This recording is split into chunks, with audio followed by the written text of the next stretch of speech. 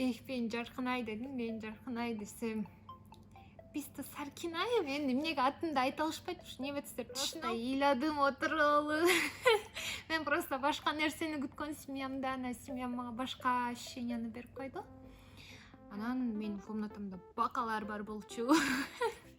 А мен бакадан аябай корком. Наконец-то менин сөзүм сүйлөгөн бирөө бар экен деп сүйүнгөм. Кийимдеримди анан салыштырасың, жүрү деп. Биз бир ярмаркага бардык, келгенде эшикти ачып кайра жаап коюш керек болчу. Башка жумушум деле жок. Аны даңкылдатып коюп, аябай сонун болчу атмосфера. Семьяма барганда эле таптакыр дүйнө, башка дүйнө баарын силерге милдет катары берип коюшат. Бир күн ошону кылбай койсоңор көрөсүңөр. Аэропортко кирип баратканда эле розовый очконы чечкиле. Нурсултан менден көп суранат, буга тартылып койчу, алыс билим жөнүндө айтып берчи, кантип тапшырдың эле депчи. Саламатсыздарбы, Нурсултандын сүйүктүү катталуучулары. Өткөндө Нурсултан аупер программасы тууралуу кыскача айтып берген.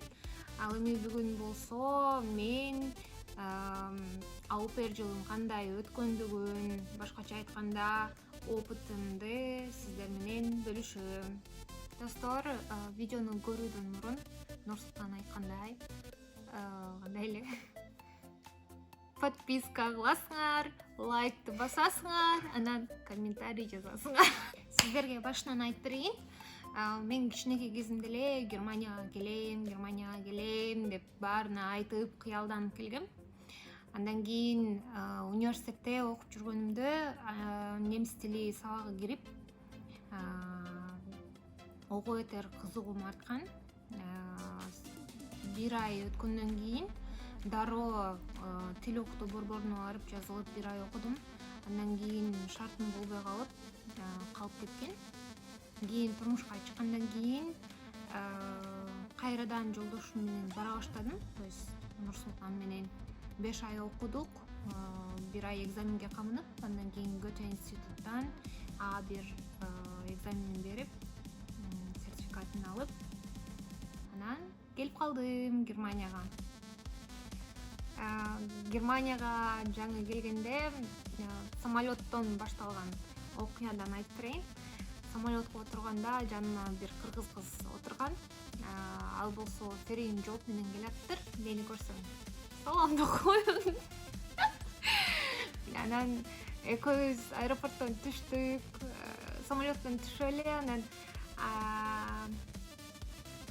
аны тосуп алуучу компанияда келген жок, мени тосуп алуучу да семьяда жок.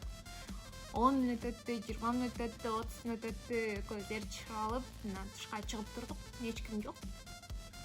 Анан артымды карасам, бир сары чач аял Жаркынай деп атымды жазып алыптыр. Мен Жаркынай дедим. Мен Жаркынай десем, биз да Саркинай. Мен эмнеге атымды айта алышпайт ушу небетсиздер? Түшүнө албайм да.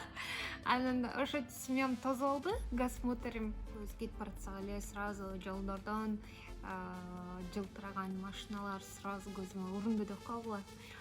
Өзүнчө эле мечтайт кетип баратам, бир четинен ишене албайм, бир четинен сүйүнүп атам да. Мен сүйүнгөндө мен эмоциямды көрсөтүшүм керек. Анан биринчи келгенде эле газ семьяга канча эмоцияңды көрсөтөсүң? Ичимден жөн эле чыдабай, эмне кыларымды билбей машинадан чыгып кетчү деп. Ошентип үйгө бардык. Үйгө баргандан кийин эле мен ойлогом баары башкача болот го деп. Мен үйгө киргенибизден кийин эле сенин комнатаң астында, ошол жерге барып жайгашып киргизип коюшту. Андан Германияга келгенден мурун, то есть бир жума мурун мага газ семьям жазган. Жаркынай, эмне тамак жакшы көрөсүң, эмне ичесиң деп ошондой нерселерди сураган. Мен ойлогом, тамак жасап коет го, чогуу отурабызга. Жок, бизде андай болгон жок. Менин комнатама киргизди, ачкасыңбы, эмнесиң сурап да коюшкан жок. Ошол мага аябай обидно болгон да. Ошентип комнатамда түшкү саат 16:00, 17:00 болсо керек. Отурдум, интернетим жок. Кайнэжемдер бул жерде турчу. Аларга чалып айта албайм келгенимди. Анан үстүнө өзүм чыгып подкаст семьяма айттым, эжеме чалып алсаң болобу деп. Чалсам эжем албай калды. Ошо анан кечинде балдары келгенден кийин Wi-Fi'нын паролун берип, жакындарым менен сүйлөштүм. Баары менен сүйлөштүккөндөн кийин жакшы жаттап кетишти. Кеткенден кийин отуруп алып ыйладым. Эмне кыларымды билбей просто ыйладым отуруп алып. Мен просто башка нерсени күткөн семьямда, семьям мага башка ощущенияны берип койду. Анан эртеси сразу саат 9-да келди. Эмне кыларымды айтып берди. Меники жакшы жери балдарды каралашпайт болчумун, именно үй ишине жардам берет болчумун. Себеби кичүү баласынын жашы 14 болчу. Аларга жардам деле кереги жок болчу да. Ошо анан сразу эле мени ошо жашаган жерге регистрация кылышы керек болчу. Регистрацияга турдук. Супермаркетке алып барды, кандай соода кылыш керек, акчаны кандай колдонуш керек деген сыяктуу эрежелерди үйрөттү. Билетимди алып беришти. Андан сырткары мен барганга чейин эле интенсив курска жаздырып коюптур. Бул аябай чоң жардам болду мага, себеби обычно семьялар 50% гана төлөп берет, и то стандарт курстукун. Меники интенсивный курс болчу. Бардык акчаны семьям мойнуна алышкан. Ал жери жакшы болчу да. Мен биринчи келгенде айтпадымбы, ыйлагам депчи. Анан сразу эле агентствома чалып айттым, мен бул жерде кала албайм, мага уже жаккан жок деп. Анан агентстводагы эжелер айтышты, бир аз күтүп тур, визаңды алып алгыча депчи. Анан жүрдүм ошентип чыдап коюп. Но негизи жакшы эле болчу. Эмне жумуштарды кылчумун өтө деле чарчачу деле эмесмин. Просто морально чарчап калчумун, физически эмес. Семьям аябай жакшы турган семья болчу. Бардык жактан камсыздап беришчү, бирок морально жеп койчу да. Чогуу тамактанчу эмеспиз, чогуу деле көп сүйлөшчү эмеспиз, балдар менен деле сүйлөшчү эмеспиз. Ошондо курстан эле немецкий окуп алсам, үйдөн практика болчу эмес. Ушул жер минус болчу. Анан менин комнатамда бакалар бар болчу. Мен бакадан аябай корком. Кухняда тамак жасап атсаң, бул жер кухня болсо, так маңдайында терезе бар да. Жасатсаң, бака монтип терезе чапташканда бакырып ийесиң да коркконуңданчы. Анан Кыргызстандагы агентство менен Германиядагы агентство чогуу тыгыз байланышта иштешет. Анан ошо Кыргызстандагы агентствого жаздым, эжеге жазып, ушундай бакалар бар деп айттым. Айтсам, Германиядагы агентствого айтып көрбөйсүңбү деди. Анан айттым. Айтсам, айтты, сен бакадан эмес адамдан корк деп жазыптыр. Мне так обидно было. То есть Кыргызстандан бияка келгенден кийин уже все болду, эмне кыла аласың дегендей отношение алганда. Андан кийин бул жерде Германияда ауперлердин укугун коргогон агентстволор бар. Ошолордун бирөөсүнө барып, мага башка семья таптыресиңерби, мен агентством жардам бербей атат деп айтканда, анан баканы да кошуп жазганмын. Жазсам, бака үйдүн ичинде эмес, тышта жашаш керек, жака дегенде, наконец-то менин сөзүмдү сүйлөгөн бирөө бар экен деп сүйүнгөм. Бирок өзүмдүн агентством эле жардам берип, экинчи семьяга кутап кеткем. Ошентип экинчи семьяма келмекмин. Саат 4-тө алардыкында болушум керек болчу. Биринчи семья менен экинчи семьяма чейинки аралык 20 мүнөт эле болчу. Бирок менин 2 чемоданым менен, анан 4 сумкам менен өзүм кеткем да. Биринчи семьям жеткирип да коюшкан эмес, экинчи семьям тосуп алышкан эмес да. Жүдөп турам, мен саат 11-де эле үйдөн кетишкен. Көчөдө отургам, 3 саат отургам, по-моему, Инстаграмга дагы неме киргизип койгом, сторисиме. 3 саат отурсам керек, центрда убакыт өткөрө албай. Анан 4 болоюн деп калганда экинчи семьям жазыйттыр. 4 эмес 6да келбейсиңби деп. Семьям барганда эле таптакыр дүйнө, башка дүйнө болду. Себеби биринчи семьям менен капкарама каршы экен. Биринчи семьям мындай колунда бар, анан бир аз кандай десем, высокомерный ушундай болчу. А экинчи семьям мындай жашашат и мындай өзүң сыяктуу да, алар менен сүйлөшүү да оңой экен да. Билбейм, өзүм аябай жакын кабыл алгам. Мен барганда эле алар мага сурап, кийимдериңди анан салыштырасың, жүрү деп. Биз бир ярмаркага бардык. Ал ярмаркада жашылча жемиштер менен адамдар өздөрү тамак жасашып, анан өздөрү жешет экен да. Анан ошол жерде болдук, ар кандай оюн заттар уюштурулат экен. Ал жерде ойнодук, сейилдедик. Билбейм, мага биринчи күнүм аябай сонун өткөн. Экинчи семьямда кыздарым болсо, улуусу 14 жашта, кичүүсү 11 жашта болчу. Кичүүсү аябай шогураак болчу. Кыздарына жардам бергенде мындай сүйлөшүп, чогуу кино көрүп, ошондой сыяктуу жеңил жумуштар болчу. Менин милдетим көбүнчө үй жумуштарында болчу да. Тоже оңой эле болчу. Экинчи семьяма келип көп нерселерди үйрөнө баштадым, маданияттын жакындан тааный баштадым, көбүрөөк сүйлөшө баштадык, кызыктуу күндөрүбүз аябай көп болду.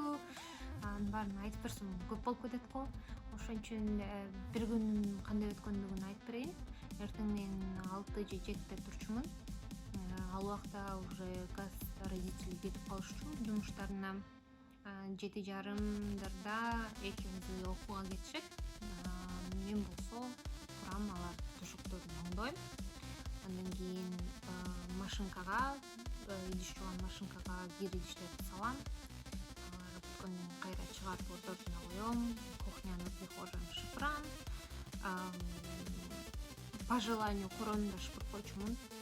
Андан кийин жеңил тамактарды жасап койчумун. Ристи бышырып коюу же суп деген сыяктуу.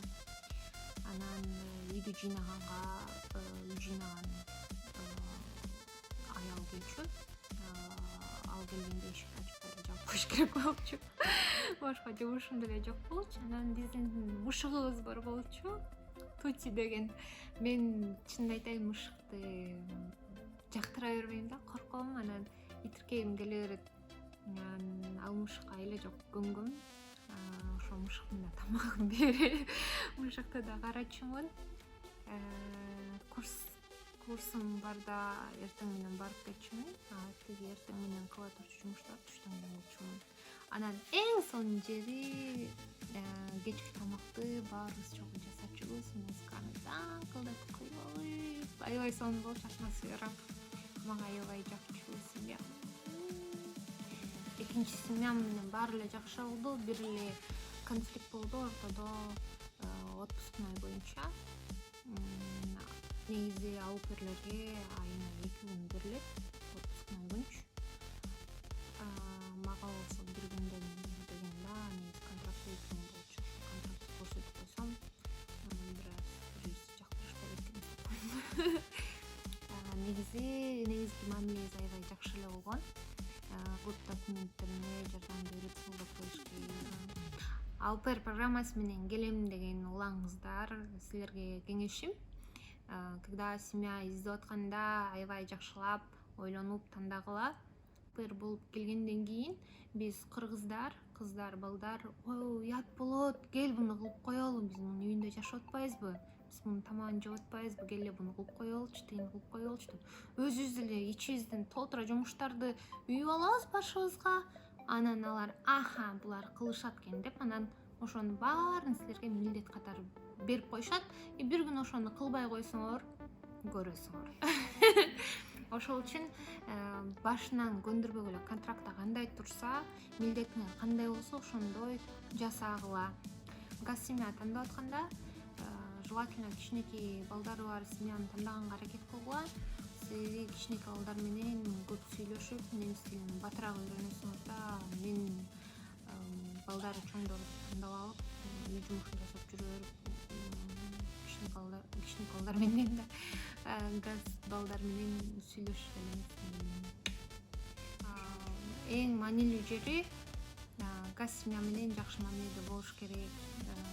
Силерди если окууга тапшырам десеңер, социальный год кылам десеңер, семьяңардын жардамы аябай чоң болот. Андан сырткары өзүңөр дагы бир аз ийкемдүүрөөк болушуңар керек, более мындай общительный болуш керек адам. Анан семьядан да зависит, и өзүңөрдөн да зависит. Андан сырткары аэропортко кирип баратканда эле розовый очкоңорду чечкиле. Келген алып бер болуп келсеңер эле баары прям вау деп силерди тосуп албайт, баары башкача болот. Бирок кыялыңардан баш тартпагыла. Келгиле, бул жерде Германияда чындыгында эле жашоо башкача. Оюңар өзгөрөт, өзүңөр өзгөрөсүңөр. Ошо баарыңарды күтөм. Достор, Нур-Султан бүттүр деп атат. Мен билесиңер, мен токтобой сүйлөй берем деп коюмбу. Эгерде суроолоруңар болсо, комментарийге жазгыла. Особенно мени тааныгандар, мен силерди тааныгандар комментарий жазбай койсоңор, мен билем деп коюм. Лайкты обязательно баскыла. Себеби Нур-Султан менден көп суранат, буга тартылып койчу, ауыз билим жөнүндө айтып берчи, кантип тапшырдың эле депчи. Анан жок, мен тартылбайм деп негизи башынан эле каршы болуп аткам. Нур-Султан макул кылдырды. Мен шагымды сындырбай, лайкты басып, подписка кылып, мени сүйүндүрүп койгула. Достор, бүгүнкү айтып бергендерим, кеңештерим силерге пайдасы тиет деп ойлойм. Жакшы калыңыздар.